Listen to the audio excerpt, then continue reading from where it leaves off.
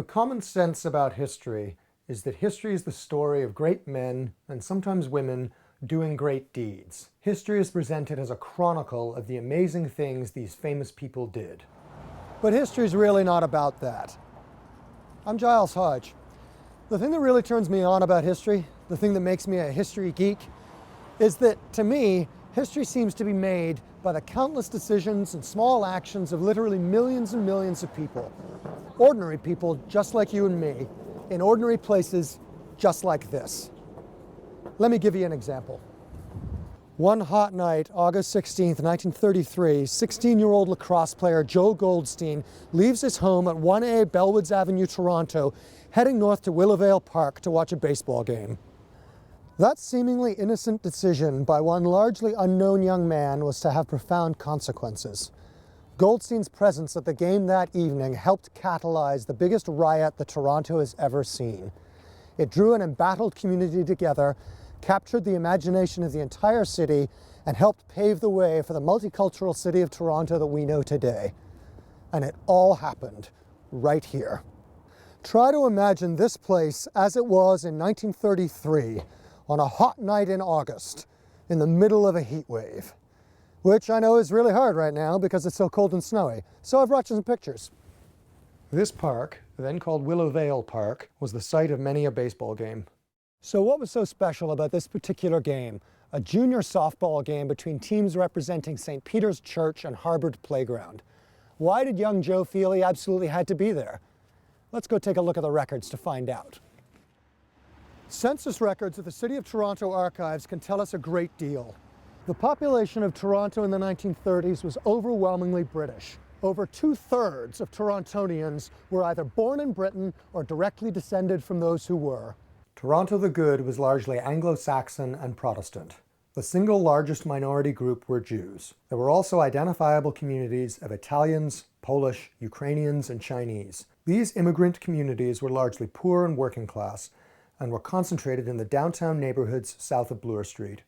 Bloor Street was a sort of Rubicon, with Anglo-Saxon Protestants living to the north, non-Protestant immigrants, and the poor living to the south. Elements of the Anglo-Saxon majority were made very nervous by the presence of anyone they considered outsiders, people not like themselves. Signs like this were not uncommon in certain parts of the city. What does this all have to do with baseball? Well, the members of the St. Peter's team were all Christian, while those representing Harvard Playground were predominantly Jewish. Was there any particular event in the days before this game that helped contribute to why Joe felt he absolutely had to be there? The Toronto Reference Library here in the centre of Toronto holds an archive of all of Toronto's daily newspapers stretching back to the late 1800s. I think we can find something here. The newspapers show us that 2 weeks before the fateful night of August the 16th, a group of residents in Toronto's far eastern Beaches neighborhood had come together to form what they called the Swastika Club. Members started to wear the swastika on their clothes to signal to Toronto's Jewish residents that they were unwelcome at the beach.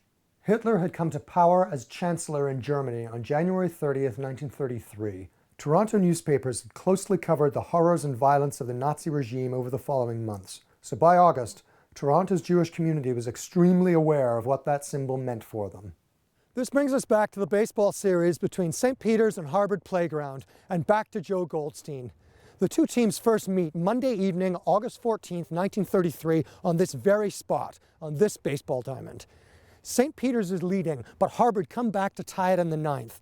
At that moment, a massive swastika banner is unfurled among the fans, its bearers urging St. Peter's on to victory.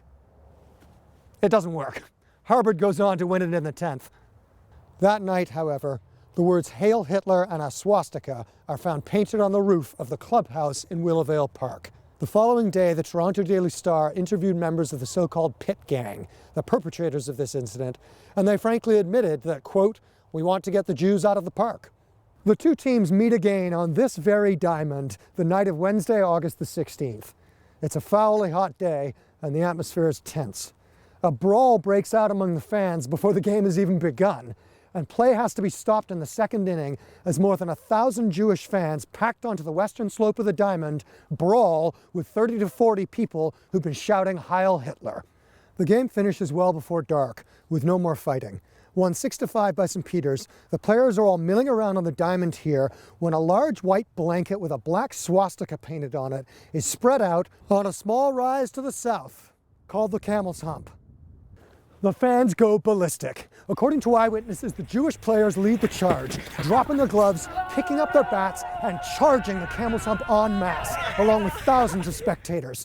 Supporters of the swastika bearers also rush to the Camel's Hump to join the fight, and bricks, bats, and lead pipes are deployed, all in a desperate battle to possess that swastika flag. We don't know exactly what role Joe played at this point. We do know that around about 9 p.m., as things seemed to be quieting down, Joe was chased from one side of the park to the other, to here, where he was beaten and knocked unconscious. With the help of friends, he managed to struggle his way across the street to the home of Ms. Lillian Garfield at 47 Christie Street. Joe had a bleeding scalp and a head wound and was taken to hospital under police escort. And it was this moment that transformed what had been, up until then, yes, a pretty big punch-up, into a full-scale uprising of an entire community. Boys on bicycles sped down here to Spadina College, the heart of Toronto's Jewish community. They spread the rumor that a Jewish youth had been killed. The community responded. In what seemed only moments, truckloads of shouting Jewish youth poured out of this neighborhood north to Willowvale Park with whatever makeshift weapons they could lay their hands on. They would shout to passers-by, "Help, help, they're beating Jews," and passers-by would join them.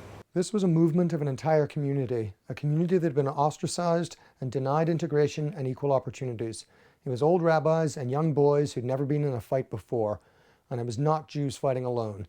Italian immigrants likewise had not been made welcome in the Toronto of the period, and many of them jumped on those trucks and headed to Willowvale Park to join in.